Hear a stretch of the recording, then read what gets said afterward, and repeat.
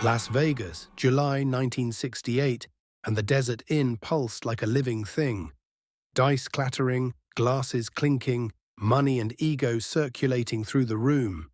The kind of Saturday night where legends were expected to deliver on cue, and Dean Martin was about to do exactly that. Or at least, that's what everyone thought. Because this should have been just another late show in a city he practically owned after dark.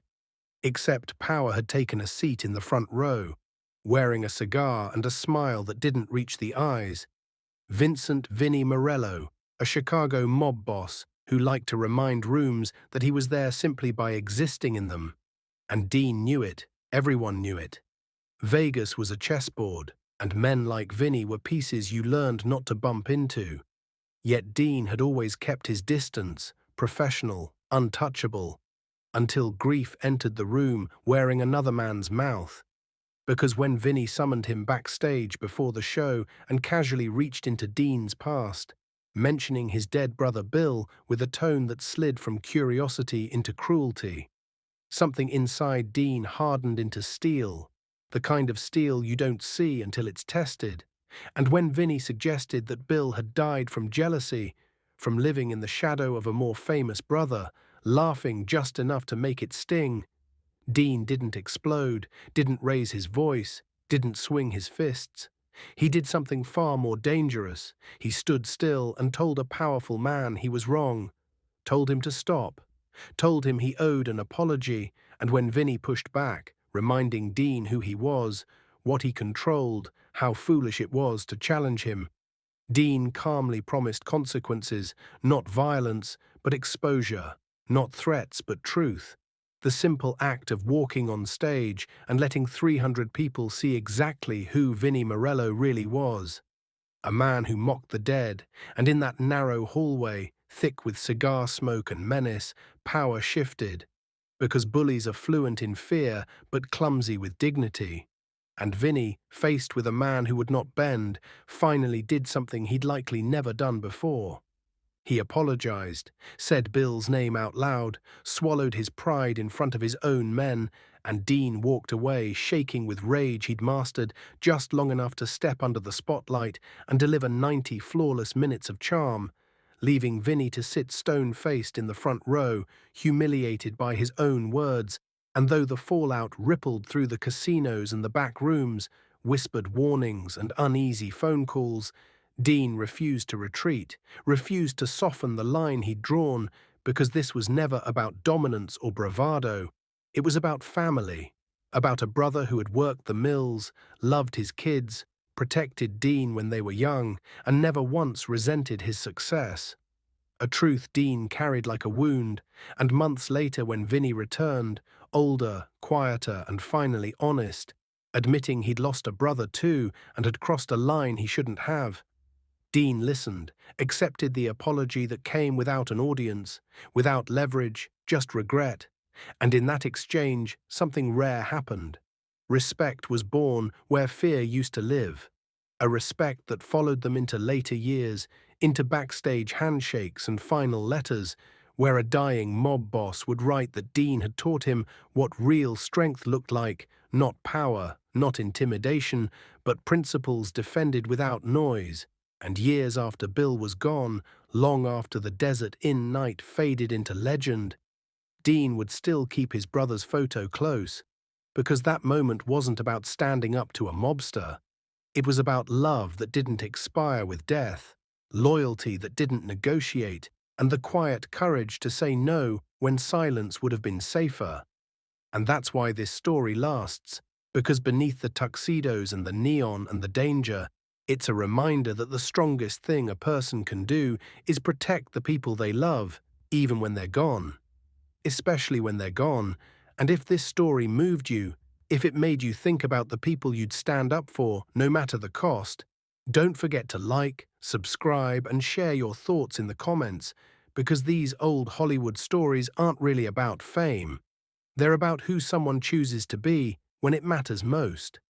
And the truth is, the night at the Desert Inn didn't end when the lights went down, or when Dean walked off that stage smiling like nothing had happened. Because moments like that don't disappear. They settle inside you and quietly reshape how you see the world. And for Dean Martin, that confrontation became a line he never stepped back over. A reminder that success meant nothing if it cost you your spine. Because he could have laughed it off, could have let a powerful man say ugly things and walked away richer, safer, untouched. But then every time he looked at Bill's photo, every time he remembered his brother's hands guiding his fists when he was a kid, teaching him how to stand his ground, he would have known he'd failed the one person who had never failed him, and that kind of failure lingers longer than fear ever does.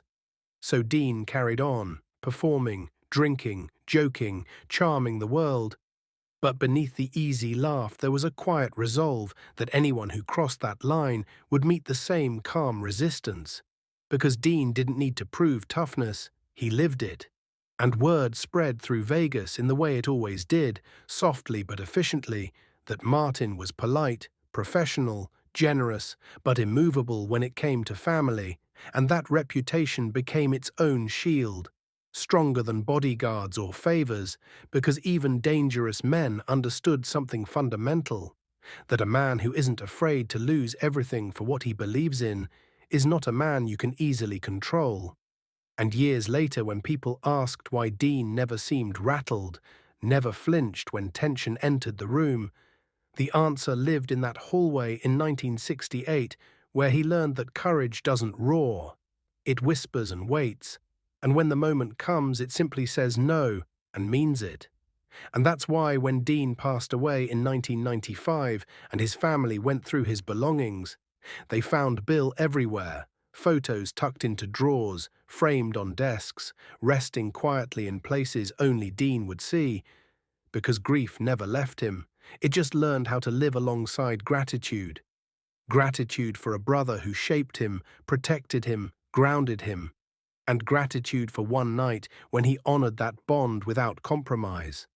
And the irony is that the mob boss who tried to belittle Bill ended up preserving his memory more than anyone else ever could.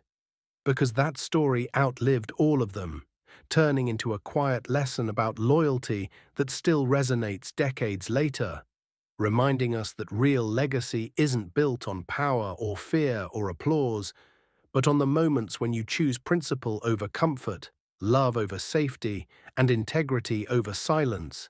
And Dean Martin's legacy lives there, not just in songs and films, but in the simple truth that when someone tried to erase his brother's worth with words, Dean answered with unwavering dignity, and in doing so, showed the world that the strongest response to cruelty is not violence, not ego, but unbreakable loyalty.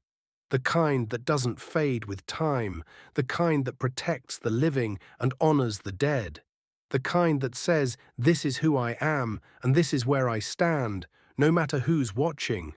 And that's why this story matters, why it deserves to be told as one continuous heartbeat rather than broken pieces, because life doesn't give us pauses or neat chapters when it counts.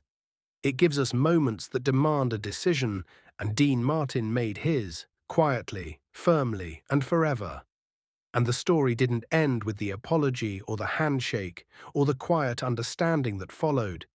Because years later, people who worked the strip would still talk about that night in hushed tones, not because Dean Martin challenged a mob boss, but because of how he did it, without swagger, without threats, without losing himself for even a second. And that restraint became its own kind of legend, a reminder that real power doesn't need to announce itself, it simply refuses to move. And Dean carried that same stillness into everything afterward, into his shows, his friendships, his family life, especially with his children who learned by watching him that strength wasn't volume but conviction. And when Dean spoke about Bill in private, it was never with bitterness, only with love and quiet pride. The kind that comes from knowing exactly who someone was and refusing to let the world rewrite them. And in that sense, the confrontation at the Desert Inn wasn't a moment of conflict, but of preservation. Dean preserving his brother's truth against a lie spoken by a man who thought status excused cruelty. And the irony was that Vinnie Morello, a man feared across cities, ended up changed by the one thing he couldn't intimidate: a brother's love, because every time he crossed paths with Dean after that, witnesses noticed the difference, the softened tone, the careful words, the respect that lingered. And whether he ever fully escaped his world didn't matter. What mattered was that for one moment he was forced to see himself clearly. And that moment existed because Dean Martin chose principle over comfort, loyalty over safety, and silence over spectacle.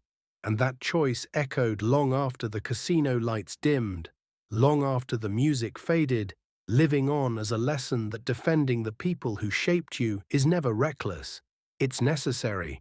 And if you've ever wondered what you would do if someone disrespected the memory of the person who made you who you are, this is your answer.